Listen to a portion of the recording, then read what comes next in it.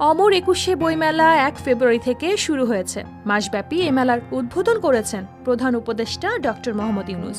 প্রতি বছরই বইমেলা উপলক্ষে হাজার হাজার নতুন বই প্রকাশিত হয়, সঙ্গে থাকে পুরনো বইয়ের নতুন মুদ্রণ। ব্যতিক্রম হচ্ছে না এবারও। সেই সঙ্গে বরাবরের মতো এবছরও শোবিজ তারকাদের লেখা কিছু বই অমর ২১শে বইমেলায় পাওয়া যাবে। প্রতি বছরই মেলায় খ্যাতিমান লেখকদের বই যেমন প্রকাশিত হয়, তেমনি তরুণ লেখকদের বইও আসে। পাশাপাশি শোবিজ তারকারাও উপহার দেন তাদের লেখা বই। সেই ধারাবাহিকতা এই বছরও আসছে বেশ কজন তারকার নতুন বই।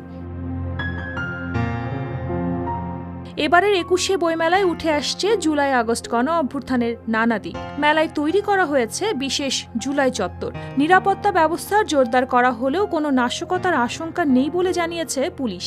এবছর স্টল সংখ্যা বৃদ্ধি পেয়েছে এবং মানসম্পন্ন বই প্রকাশে গুরুত্ব দেওয়া হচ্ছে। প্রতি বছরের মতো এবারও বিনোদন জগতের তারকাদের বই থাকছে, যা পাঠকদের বিশেষভাবে আকর্ষণ করে। এ ধারাবাহিকতায় সঙ্গীতশিল্পী ফাহমিদা নবী প্রকাশ করেছেন ফাহমিদা নবীর ডায়েরি।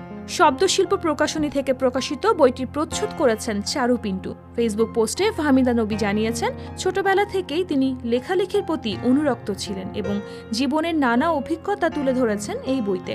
বরেণ্য অভিনেতা, নাট্যকার ও নির্মাতা আবুল হায়াতের আত্মজীবনী রবিপথ এবারের বইমেলায় পাওয়া যাবে। সুবর্ণ প্রকাশনী থেকে প্রকাশিত এই বইতে উঠে এসেছে তার অভিনয় ও ব্যক্তিজীবনের নানা দিক। অভিনেত্রী ফারজানা ছবির উপন্যাস বৃত্তাবাস প্রকাশ করছে মিজান পাবলিশার্স। অভিনেত্রী আসনা হাবিব ভাবনা দুটি বই থাকছে এবারের মেলায়। উপন্যাস আমরা কখনো বন্ধু ছিলাম না ও একটি কবিতার বই। অভিনেতা ফারুক আহমেদও বইমেলায় হাজির হয়েছেন। স্মৃতিতে হুমায়ুন আহমেদ ও আমার না বলা কথার পর এবার তিনি এনেছেন হাও মাও খাও, যা প্রকাশ করছে মিজান পাবলিশার্স। সঙ্গীতশিল্পী সাজিয়া সুলতানা পুতুলের নতুন উপন্যাস শিল্পী সত্তার ব্যবচ্ছেদ প্রকাশ করেছে অনন্যা প্রকাশনী।